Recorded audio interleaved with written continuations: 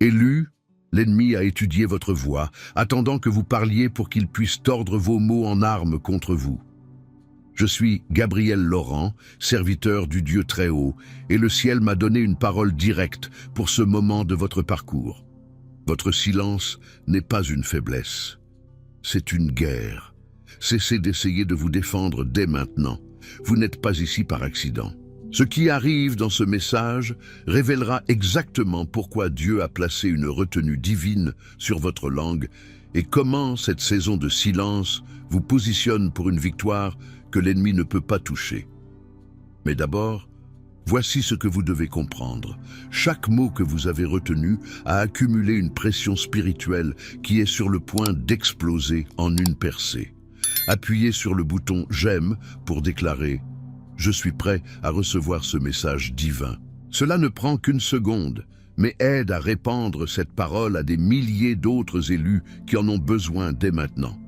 C'est un espace de foi et de soutien.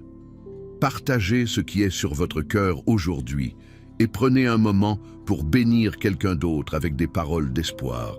Le pouvoir de la prière est multiplié dans l'unité. Déposez votre demande, priez pour quelqu'un d'autre et laissez les bénédictions revenir dans votre vie. Et à nos membres chéris, votre soutien est une semence d'amour.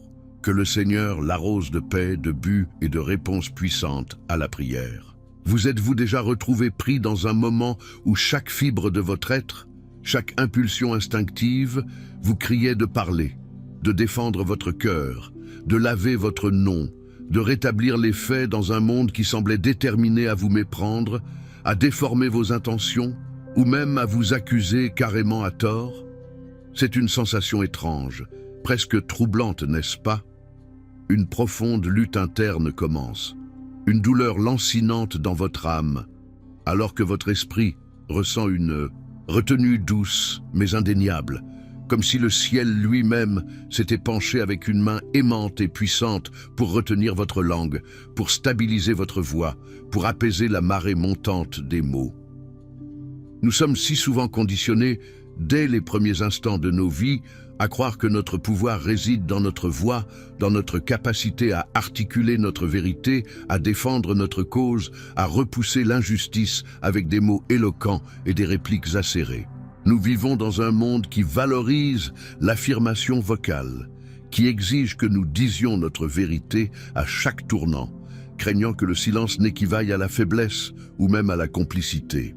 Mais parfois, mon cher ami, l'impact le plus bouleversant, le genre de rugissement silencieux qui fait vraiment trembler les portes de l'enfer et envoie l'ennemi titubant dans la confusion, ne vient pas d'une parole prononcée, d'un argument bien ficelé, ou même de la réplique la plus acérée et la plus perçante que vous ayez jamais pu rassembler. Non, très souvent, et de la manière la plus inattendue, ce pouvoir profond, ce tremblement de transformation qui déplace les atmosphères et change les destins, émerge de la force tranquille, presque invisible, de l'obéissance radicale, une confiance si profonde qu'elle défie toutes les pulsions naturelles, toute logique humaine, tout le tumulte insistant de la chair. C'est ce moment exquis et angoissant où chaque terminaison nerveuse à vif en vous crie de répondre, de riposter, de protéger votre propre histoire, de contrôler le récit, mais au lieu de cela, vous choisissez par un acte audacieux de foi inébranlable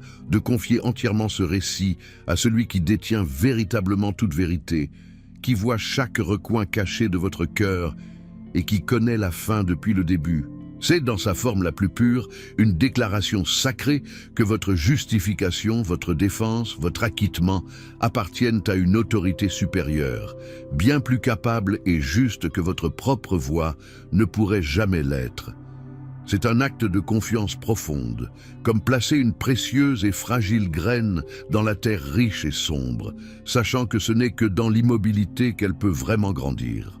Alors que vous parcourez les pages anciennes et sacrées de l'Écriture, un schéma fascinant et constant commence à se déployer, se révélant comme un ruisseau caché dans un vaste paysage sec.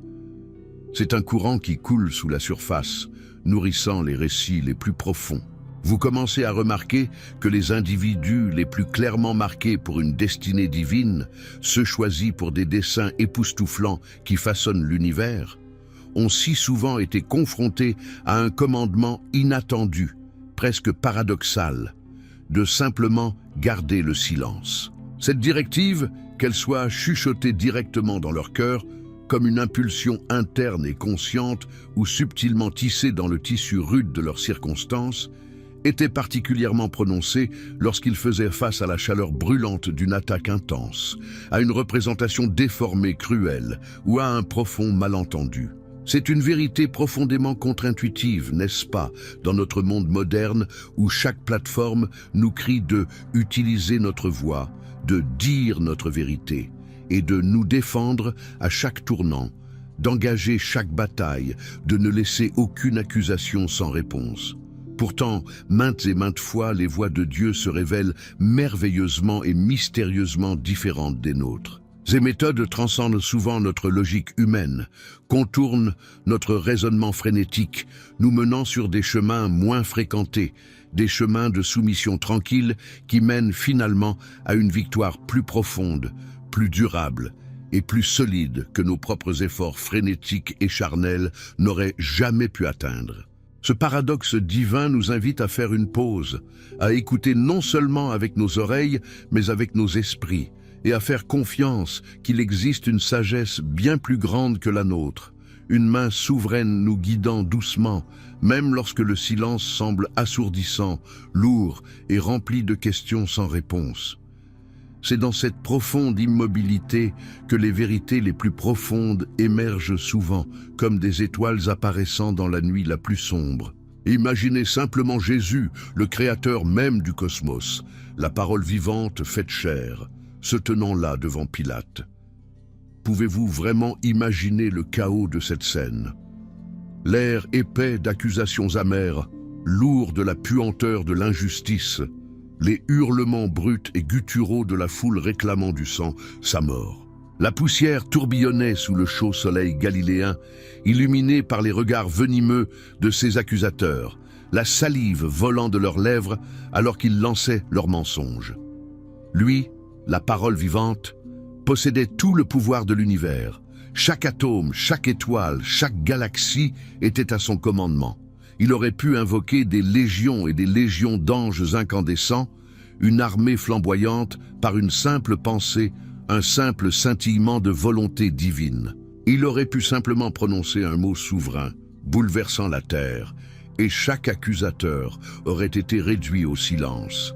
Chaque mensonge exposé, chaque injustice immédiatement rectifiée, toute la cour terrestre réduite en poussière. Pourtant, qu'a choisi de faire le roi de gloire? Il se tenait là, enveloppé dans un silence profond et inébranlable. Pas un seul mot ne fut gaspillé, pas une seule syllabe offerte en accusation, en légitime défense ou en justification de lui-même. Son silence n'était pas, loin de là, un signe de reddition à ses geôliers, ni né de la peur ou de la faiblesse. Loin de là. C'était un acte de souveraineté absolue et à couper le souffle, un roc inébranlable dans une mer déchaînée. C'était un choix conscient et délibéré, une démonstration retentissante d'autorité divine qui contournait complètement le tribunal terrestre et ses procédures imparfaites, rendant ses jugements absolument impuissants face à sa vérité ultime. Il savait, avec une certitude inébranlable, exactement qui il était, le Fils de Dieu, le Sauveur du monde. Et il savait, avec une conviction encore plus profonde, que son Père était éternellement en contrôle, orchestrant méticuleusement chaque détail d'un plan cosmique. Sa quiétude, sa calme inébranlable, en disait plus long que n'importe quelle défense n'aurait jamais pu le faire, accomplissant les anciennes prophéties, tout comme Ésaïe 53, 7 le décrit si parfaitement. Il a été opprimé et affligé, et pourtant, il n'a pas ouvert la bouche. Il a été mené comme un agneau à l'abattoir et comme une brebis muette devant ceux qui la tondent. Ainsi, il n'a pas ouvert la bouche. Ce fut un sermon puissant et silencieux qui a résonné à travers l'éternité, faisant écho à la grâce, à la vérité et au sacrifice ultime, une symphonie divine d'obéissance qui a tout changé, rachetant l'humanité non par un cri, mais par une vie abandonnée. C'était une leçon magistrale de stratégie divine, nous enseignant que le vrai pouvoir réside parfois non pas dans ce qui est dit, mais dans ce qui est courageusement, silencieusement retenu pour un but supérieur. Alors, laissez votre cœur considérer Joseph, languissant dans le cachot de Pharaon. Son histoire est un témoignage poignant du pouvoir de la souffrance imméritée et de l'impact profond et transformateur du silence divinement ordonné. Il fut jeté dans cette obscurité suffocante, une caverne de désespoir où l'air glacial était lourd, complètement innocent, faussement accusé par la femme vengeresse et méprisé de Potiphar. Il était là, enfermé, oublié des hommes, apprenant ce que signifiait la vraie retenue, tandis que des chuchotements vicieux, des rumeurs insidieuses et des mensonges purs et simples à son sujet se répandaient librement et sans contrôle à travers les couloirs opulents et ensoleillés du pouvoir. Des couloirs auxquels il ne pouvait même pas accéder, sans parler de s'y défendre. Le monde extérieur avançait, croyant les mensonges confortables, tandis que Joseph était isolé, ses cris inaudibles, sa réputation lentement empoisonnée. Il ne pouvait pas écrire une seule lettre pour laver son nom, ne pouvait pas appeler un témoin pour témoigner en sa faveur, ne pouvait pas publier sa propre version de l'histoire pour la consommation publique. Il était simplement là, attendant. Des années s'étirèrent en une éternité à l'intérieur de ces murs froids et humides. Chaque jour, baigné dans un silence profond et agonisant qui se moquait de son innocence. Imaginez la frustration brûlante, le goût amer de l'injustice rongeant son esprit, les nuits remplies de questions chuchotées dans le vide, des prières qui semblaient frapper le plafond et rebondir inaudibles. Pourtant, à travers tout cela, il garda sa paix, choisissant de faire confiance au plan global de Dieu plutôt qu'à sa propre capacité à argumenter ou à se battre pour ses droits, à manipuler ses circonstances. Son silence n'était pas une résignation passive, un esprit brisé par le désespoir.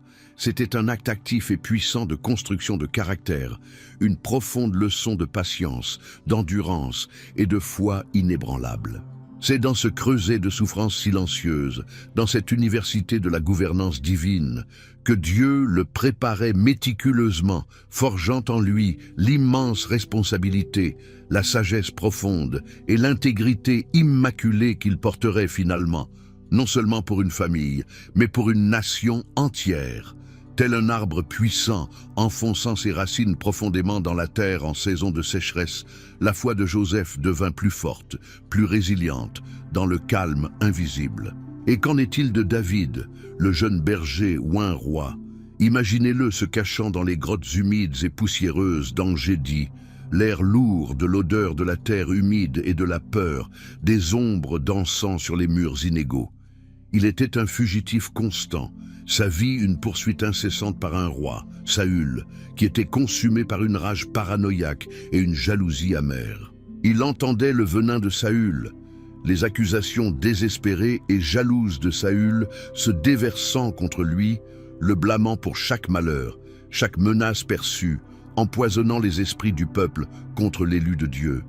David, en ces jours périlleux, avait non pas une, mais plusieurs opportunités indéniables de riposter, de mettre fin au règne de Saül et d'assurer sa propre destinée par la force, de revendiquer le trône qui lui avait été promis, de mettre enfin un terme aux tourments. Vous souvenez-vous de ce moment brut et électrique où Saül, ignorant la présence de David, erra dans la grotte même où David et ses hommes se cachaient, entièrement à la merci de David. La tension dans cette grotte devait être suffocante. Les hommes loyaux de David, voyant leur chance, l'exhortèrent, leur voix étouffée mais insistante. « C'est votre chance maintenant. Dieu a livré votre ennemi entre vos mains. Faites-lui ce qui vous semble bon. » Mais David, avec un cœur lié à l'ordre divin de Dieu, un cœur cherchant à honorer loin de Dieu, même dans sa folie, refusa de porter la main sur loin du Seigneur. Il se retint, résistant à l'impulsion primale d'autopréservation et de gratification immédiate, au murmure de la sagesse mondaine de saisir le moment. Son silence, sa profonde retenue, le protégèrent de devenir juste un autre usurpateur violent et préservèrent son cœur pour devenir un vrai roi, un homme selon le cœur de Dieu, sans tache par l'ambition sanguinaire. Son refus d'agir en son propre nom, de forcer son destin, ouvrit la voie à Dieu pour l'élever d'une manière qui portait une autorité pure et inaltérée, sanctionnée par le ciel lui-même, non pas simplement par une conquête humaine ou une prise de pouvoir violente. Il comprit que certaines batailles sont mieux laissées à Dieu pour qu'il les mène, certains destins à Dieu seul pour qu'il les déploie. Il est crucial de comprendre que leur voie était loin d'être impuissante, bien au contraire. Imaginez les conséquences immédiates et catastrophiques si Jésus avait réprimandé Pilate avec une parole de tonnerre divin, anéantissant la cour et affirmant son règne immédiat, contournant ainsi la croix. Ou si Joseph avait utilisé son bref moment d'influence avec l'échanson en chef pour exposer immédiatement la trahison de la femme de Potiphar, exigeant justice sur le champ. Ou si David avait saisi l'opportunité dans la grotte pour affirmer immédiatement sa prétention au trône, mettant fin prématurément à la vie de Saül. Ils auraient pu. Le pouvoir était absolument à leur portée. L'impulsion, sans aucun doute forte. Mais la vérité profonde, le mystère à couper le souffle, est que Dieu faisait quelque chose de beaucoup plus complexe, de beaucoup plus éternel, opérant sur une chronologie et avec une sagesse qui transcendait leurs circonstances immédiates. Il emmagasinait ses mots, ses défenses légitimes, ses répliques justifiées, compressant le destin, approfondissant le caractère et cultivant une autorité spirituelle en eux qui serait libérée au moment précis, divinement désigné. Leur silence n'était pas une inaction au sens traditionnel, un vide de néant. C'était une saison sacrée d'incubation, une obscurité fertile comme une chrysalide, où des vérités spirituelles profondes étaient nourries, où le caractère était forgé et la force était silencieusement, invisiblement solidifiée. Et quand ce moment arriva enfin, quand le ciel donna le feu vert, quand le timing divin s'aligna, le pouvoir de leurs paroles précédemment retenues, où les actions qui suivirent leur saison de calme ne gagna pas seulement une petite escarmouche ou ne rectifia pas une injustice personnelle. Elles brisèrent des cycles générationnels entiers. Elles modifièrent la trajectoire des nations et dans le cas de Jésus, elles changèrent irrévocablement le cours de l'histoire humaine elle-même. Leur immobilité n'était pas un vide. C'était un ventre fécond de desseins divins, faisant germer les percées mêmes qui remodèleraient le monde. Parfois, dans notre recherche désespérée, souvent frénétique, de réponses, nous nous épuisons, corps et esprit, à essayer de tout comprendre. Nous intellectualisons chaque défi, le disséquant sous tous les angles imaginables, faisant tourner des possibilités infinies dans nos esprits. Nous analysons chaque problème, cherchant une validation externe auprès de chaque source disponible, essayant de saisir ce qui reste insaisissable. Nous remplissons nos jours et nos nuits de gymnastique mentale, essayant d'imposer notre compréhension humaine limitée à des situations qui défient souvent toute logique humaine, toute raison. Nous nous efforçons d'être les architectes de notre propre clarté, les stratèges de notre propre paix. Mais certaines des plus grandes percées, les moments eureka, véritablement transformateurs, qui nous remodèlent de l'intérieur, n'arrivent pas lorsque vous découvrez enfin la réponse parfaite, irréfutable par un pur effort intellectuel. Elles viennent souvent lorsque vous cessez votre recherche frénétique, lorsque vous déposez enfin le lourd fardeau du besoin de comprendre, du besoin de contrôler, et qu'au lieu de cela, vous commencez à vous asseoir tranquillement, patiemment, avec la révélation. C'est un changement subtil, mais profondément puissant. Passer du fait d'essayer désespérément de comprendre Dieu et ses voies, à simplement lui permettre de vous parler, de vous révéler sa vérité d'une manière qui transcende complètement la simple logique, une manière qui contourne l'esprit affairé et va directement à l'esprit, s'installant dans les chambres les plus profondes de votre être. La révélation est un ordre de connaissance entièrement différent. C'est une compréhension profonde, guidée par l'esprit, qui ancre votre âme et change fondamentalement votre perspective, pas seulement votre intellect. C'est la paix qui transcende toute compréhension, une certitude tranquille qui fleurit au milieu du chaos, un phare brillant même dans le brouillard le plus dense. Si cette idée profonde résonne profondément en votre esprit en ce moment, si vous aspirez à ce genre de perspicacité plus profonde dans les défis les plus complexes de la vie, le genre qui vient directement du cœur de Dieu et non de la sagesse humaine seulement, alors les 10 vérités cachées des paraboles de Jésus est vraiment conçu pour être votre prochaine étape significative dans ce voyage. Ce n'est pas un manuel théologique académique lourd destiné à une étude laborieuse et sans fin, mais plutôt un e-book court et puissant, conçu avec une intention spirituelle pour ouvrir vos yeux à des vérités pratiques, guidées par l'Esprit. Ce sont des vérités vivantes, comme de précieuses graines de sagesse, qui s'appliquent directement à votre existence quotidienne, offrant une guidance divine sur la manière de gérer votre argent avec intégrité et intendance, de marcher dans une guérison authentique, à la fois physique et émotionnelle, et de trouver une clarté émotionnelle vraie et durable dans ce qui ressemble souvent à un monde incroyablement confus et tumultueux. Il ne s'agit pas de théories abstraites ou de doctrines sèches. Il s'agit de voir votre propre vie, vos défis, vos relations et votre avenir à travers les yeux compatissants et omniscients de Dieu. Il s'agit de recevoir une carte divine pour naviguer dans les complexités de votre parcours. Vous pouvez trouver le lien direct pour obtenir votre exemplaire dans le tout premier commentaire sous cette vidéo. Mais veuillez vous souvenir, avec un cœur plein de sincérité, qu'il n'est disponible que pour une durée limitée, alors saisissez cette opportunité et procurez-vous-le tant que vous le pouvez. Que ce soit un doux guide vers une connaissance plus profonde, une invitation aimante à marcher plus étroitement avec lui. En ce moment, en cette saison très spécifique de votre vie, que vous le perceviez avec votre esprit conscient ou non, un cadeau vraiment rare et incommensurablement précieux vous est offert.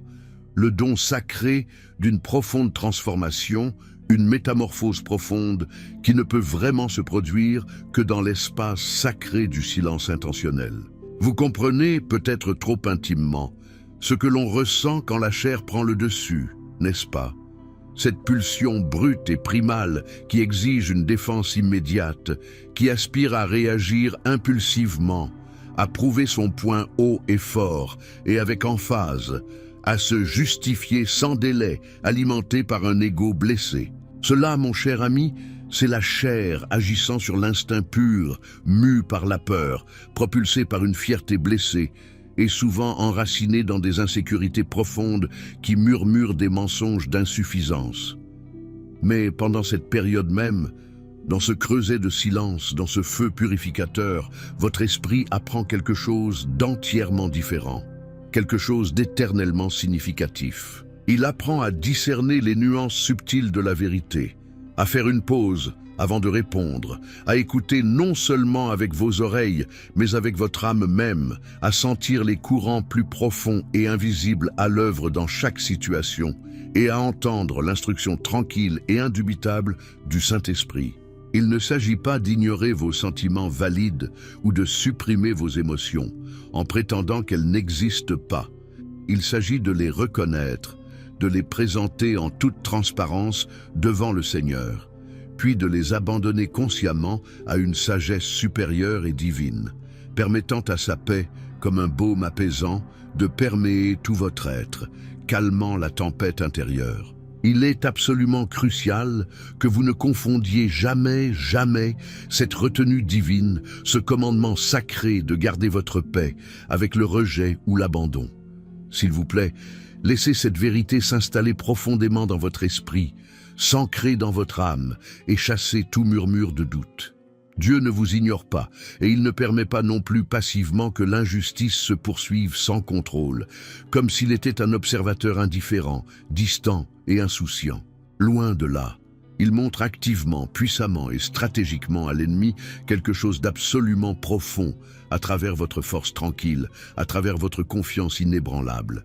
Il démontre, avec une clarté indéniable qui déconcerte les forces des ténèbres, que vous, son enfant bien-aimé, n'êtes pas facilement manipulé par chaque accusation lancée sur votre chemin, par chaque provocation calculée conçue pour vous appâter dans une réponse réactive et charnelle. Au lieu de cela, vous choisissez de vous soumettre à une autorité supérieure, à son autorité parfaite, à son timing impeccable et à son plan souverain sans faille. Ce n'est pas une faiblesse, c'est, dans sa forme la plus pure, une manifestation éclatante d'une force spirituelle formidable, un témoignage d'une foi qui va plus loin que toute compréhension terrestre, un courage tranquille qui déroute absolument les forces des ténèbres. Votre constance dans le silence est une arme spirituelle, une forteresse cachée, montrant une dépendance à Dieu que l'ennemi ne peut comprendre, ne peut pénétrer et finalement ne peut vaincre. Il pensait pouvoir vous attirer dans un combat public, mais vous lui donnez une leçon de stratégie divine. Et permettez-moi d'imprimer ceci sur votre cœur. Laissez cette vérité s'enfoncer dans votre connaissance la plus profonde. Cette discipline spécifique d'obéissance tranquille, cette posture sacrée de confiance en Dieu, quand chaque partie de vous souffre, aspire et même hurle de combattre, est précisément ce qui brise les cycles générationnels anciens et tenaces. Faites une pause un instant et considérez vraiment ceci. Combien de fois ceux qui vous ont précédé dans votre lignée familiale ont-ils réagi au conflit avec une colère immédiate et explosive, avec des mots durs et blessants qui laissent des cicatrices, avec des arguments incessants ou avec un besoin désespéré et contrôlant de gérer le récit et de prouver qu'ils avaient raison? Et quel fut le résultat de ces schémas? Souvent, ils se sont retrouvés piégés, répétant les mêmes cycles, douloureux, laissant un héritage de conflits non résolus, de relations brisées et d'amertume persistante. En choisissant le silence maintenant, en vous soumettant consciemment à l'autorité de Dieu en cette saison, vous sortez activement de cette vieille boucle réactive, de cette dette spirituelle héritée. Vous ne brisez pas seulement une chaîne, vous forgez un tout nouveau schéma, créant un espace sacré, un vide divin qui donne à Dieu la place nécessaire pour vous justifier, pour défendre votre nom, pour dégager votre chemin d'une manière que vos mots, aussi éloquents ou bien intentionnés soient-ils, n'auraient tout simplement jamais pu. Vos propres mots, aussi vrais soient-ils, pourraient offrir une défense temporaire, une justification éphémère qui s'estompe rapidement. Mais la justification de Dieu apporte une liberté durable, une vérité indéniable et une paix profonde et permanente qui s'installe dans vos os mêmes, une paix qui dure à travers les générations. Vous redirigez une rivière, changeant le cours du destin pour ceux qui viennent après vous. Peut-être pouvez-vous vous identifier à cela intimement.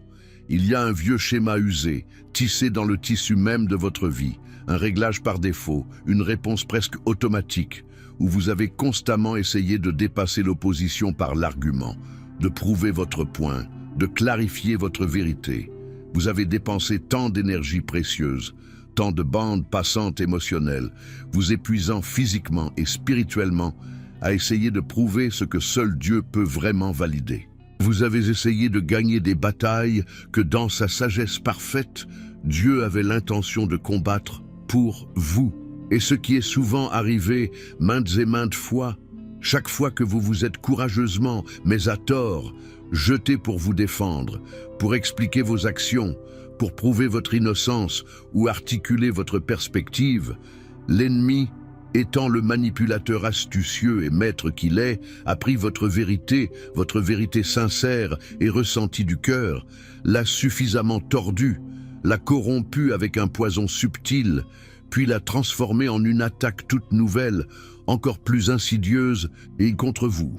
C'est un cycle vicieux qui vide l'âme, n'est-ce pas? Vous offrez de la clarté et elle est transformée en arme. Vous donnez une explication honnête et elle est déformée en accusation supplémentaire. Vous versez votre cœur, transparent et vulnérable, et il est utilisé pour construire des murs plus hauts d'incompréhension, vous isolant davantage. Cela ressemble à de la boxe fantôme, dépensant constamment de l'énergie sur un adversaire qui change de forme et utilise vos meilleures intentions contre vous. Mais cette saison, mon cher ami, est profondément différente. Votre silence conscient, guidé par l'esprit, fait quelque chose de puissamment stratégique, quelque chose qui secoue les fondations même de l'enfer, jetant le plan de jeu entier de l'ennemi dans le désarroi. Il bouche les oreilles de l'enfer, rendant l'accusateur confus et désorienté. Il force l'obscurité à deviner, à trébucher, à douter de ses propres tactiques, parce que vous ne réagissez plus de manière prévisible. L'ennemi, l'accusateur, prospère grâce à vos réactions prévisibles, grâce au chaos qu'il peut créer lorsque vous vous engagez dans des arguments futiles et impossibles à gagner. Il se nourrit de votre frustration, de votre besoin désespéré d'être compris et validé par l'approbation humaine. Mais quand vous ne lui donnez pas la réaction qu'il attend, quand vous choisissez de rester silencieux face à la provocation, cela le déséquilibre complètement. Il ne sait pas ce que vous pensez, il ne peut pas déchiffrer ce que Dieu fait en coulisses, et il ne sait certainement pas quel mouvement divin viendra ensuite. C'est cela, précisément cela, pourquoi cela fait si mal, pourquoi la pression semble parfois presque insupportable, comme un poids écrasant sur votre poitrine, comme un cri silencieux piégé à l'intérieur. Parce que vous vous tenez dans un espace profondément vulnérable, mais paradoxalement puissant, l'espace sacré, liminal, entre l'accusation et la justification éventuelle. Vous résistez activement à cette impulsion primale et écrasante de vous justifier, choisissant plutôt de faire confiance avec chaque fibre sacrée de votre être que le ciel écrit méticuleusement une histoire pour vous. Une histoire que personne d'autre, aucun accusateur, aucun mensonge, aucune circonstance ne pourra jamais réécrire ou diminuer. Vous laissez Dieu être votre avocat de la défense ultime, votre défenseur inébranlable, votre témoin irréprochable, le seul dont le verdict compte vraiment. Et voici la vérité la plus belle, la plus réconfortante, une vérité qui ancrera votre âme et apportera un repos profond. La prochaine voix qui compte vraiment dans cette situation, celle qui finira par prévaloir, ne viendra pas de votre bouche, aussi éloquente, aussi articulée soit-elle. Elle viendra directement de la bouche de Dieu, parlant puissamment et sans équivoque en votre nom, avec un tonnerre qui réduira au silence tous les accusateurs une fois pour toutes, apportant une clôture définitive et éternelle. Si, en entendant ces mots, vous sentez quelque chose de significatif se déplacer en vous, un changement subtil mais indéniable, une révolution tranquille ayant lieu dans les profondeurs de votre esprit, alors que vous choisissez consciemment de garder votre paix et de renoncer à votre besoin de vous défendre, alors vous avez absolument, profondément raison. Ce sentiment est réel, c'est une confirmation divine, un oui tranquille du ciel. Dieu utilise activement cette tension même, cette lutte interne qui semble si lourde, et la pression externe que vous ressentez pour renforcer votre discernement. C'est un entraînement spirituel, un feu purificateur, affûtant méticuleusement votre capacité à entendre sa voix plus clairement, à percevoir sa guidance au milieu du bruit, comme accorder un instrument à la hauteur parfaite. Lorsque votre inclination naturelle, votre impulsion humaine est de corriger quelqu'un, de signaler son erreur, de le remettre fermement à sa place, au lieu de cela, vous vous trouvez corrigé doucement par le Saint-Esprit. Il vous montre ce qui compte vraiment dans le grand schéma de l'éternité, ce qui vaut vraiment la peine d'être combattu et ce qui doit être abandonné avec amour entre ses mains souveraines, libéré comme un oiseau de sa cage. Lorsque votre chair veut désespérément affronter, s'engager dans le conflit, repousser de toutes vos forces, au lieu de cela, vous êtes profondément consolé. Dieu verse tendrement sa paix surnaturelle dans votre cœur, une paix qui transcende toute compréhension, vous assurant avec une certitude inébranlable qu'il s'en occupe et que vous n'avez pas à porter le fardeau écrasant de vous défendre seul, pas un instant de plus, pas un jour de plus. Cette saison de silence intentionnel n'est pas passive. Loin de là, c'est un processus incroyablement actif et dynamique, une forge dans le cœur de Dieu. Il forge activement en vous une profonde autorité spirituelle, une autorité qui est sur le point d'éclater non pas seulement comme un mécanisme de défense, mais comme un pouvoir créatif, authentique et transformateur. Pouvez-vous imaginer cela? Les mots mêmes que vous retenez sagement maintenant, les répliques en colère, les explications frustrées, les remarques blessantes que vous choisissez consciemment de ne pas prononcer, de ne pas exprimer dans votre douleur, Dieu les collecte. Il les purifie, opérant une alchimie divine, prenant l'émotion brute non traitée et la transformant en quelque chose d'entièrement nouveau, quelque chose de pur et puissant. Elles vont devenir des clés prophétiques, déverrouillées et libérées par son timing parfait et divin. Ce que vous avez fermement refusé de dire dans la colère ou la frustration, ce que vous avez choisi de ne pas prononcer dans un moment de douleur profonde, Dieu loindra de son esprit et le libérera comme stratégie, comme sagesse profonde, comme révélation claire dans la bonne saison, au moment parfait. Et quand ces mots sortiront enfin de vos lèvres, ils porteront le poids même du ciel. Ils porteront une onction qui résout des problèmes anciens, qui apporte une guérison surnaturelle et qui libère des percées dans des situations impossibles, bien au-delà de ce que des mots impulsifs et mal choisis auraient pu espérer accomplir. Ce seront des mots comme un baume curatif, des mots comme une épée tranchante de vérité, des mots qui bâtissent et restaurent ce qui était brisé. Alors, ce soir, alors que le monde extérieur commence à ralentir son rythme frénétique et que vous vous préparez à vous endormir, prenez un moment sacré. Éloignez-vous du bruit, des soucis, des questions non résolues. Respirez profondément, permettant à la paix de Dieu de remplir chaque cellule de votre être, s'installant dans vos os, calmant votre esprit.